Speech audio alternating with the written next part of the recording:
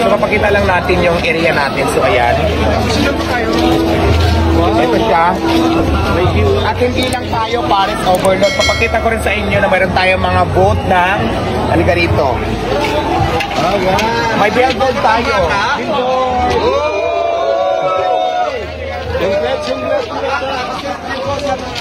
Tapos syempre may diwata, sukulit, di ba? Diwata, sukulit, so ito yon. Pwede sa mga bata. Tapos syempre mayroon din tayo diwata, hotdog, overload.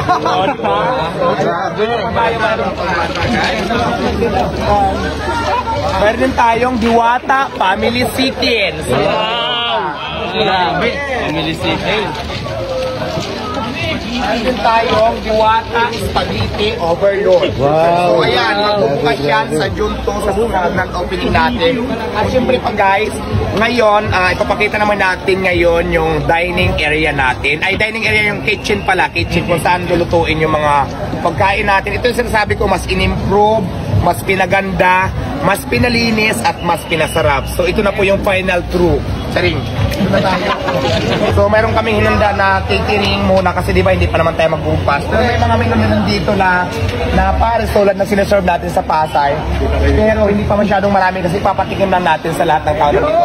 Yung magkakasya lang. Kaya nga po, importante kanina sinasabi na mag-register bago pumunta kasi soft opening pa lang naman natin para lang mabudget natin kung gaano karami yung tao. Kaya importante yung nakalista. So ito na, papakita ko muna sa inyo yung mga gamit natin, yung mga pinaglulutuan, yung kitchen natin. Ito sa public ko para makita nyo gaano kalinis, gaano ka in-improve ni Diwata Paris. So guys, sa kitchen makikita nyo po meron tayong Diwater.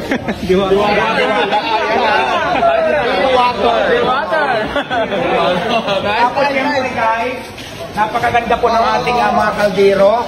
Huwag magtulakan. Ito siya. Siguro yung iba na lang. Diyan na lang siguro yung iba. Kasi baka hindi na magkasya dito. Space na lang natin. Ako na lang muna papasok. Diyan na lang yung iba. Para hindi tayo magkasya lahat. So ito na po yung mga lutuan natin ng mga sabaw. Puro stainless po yan lahat. Talagang ginastusan po namin talaga. Tapos, papakita natin yung siguro baka mag-anuhan na magkalaglagan. Ayan po, fix natin yung mga gamit natin gaano ka-high-tech na yan. Ayan po. Yung mga kalan, ayan. Puro po high-tech na mga gamit natin. Ito. Tapos yung gandahan lang po ay yung ihawan. Tapos syempre, ito yung fryer din natin katulad sa Pasay. So magdadagdag pa tayo ng fryer. So doon na lang muna tayo para babalik na tayo doon para hindi masyadong magulo. Alright? Alright. Tapos sa harapan naman tayo, titingnan naman natin kung ano yung itsura ng cashier natin ngayon. So ayan na guys, yung cashier natin, systematic na tayo. Meron na tayong POS. Wow. POS siya. Wow! Parang Jollibee na. Halimbawa po, mag-order kayo, papindutin lang yan, touchscreen yan lahat. Tapos nandun yung mga menu natin nakalagay, pipili kayo doon. Kagandahan natin dito guys, kasi kung maraming tao, hindi lang dito, pwede rin mayroon din dito makantayo na nagpipindot-pindot na kung ano yung mga order nyo, konektado na yan dito. Para pagdating nyo dito, nakaready na yung order nyo.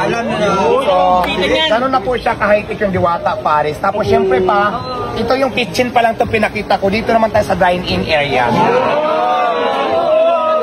Hindi naman kayo pwedeng kumain. Pero siyempre dyan sa labas yung nakikita sa may billboard na yan, yung may mga spaghetti, may chocolate.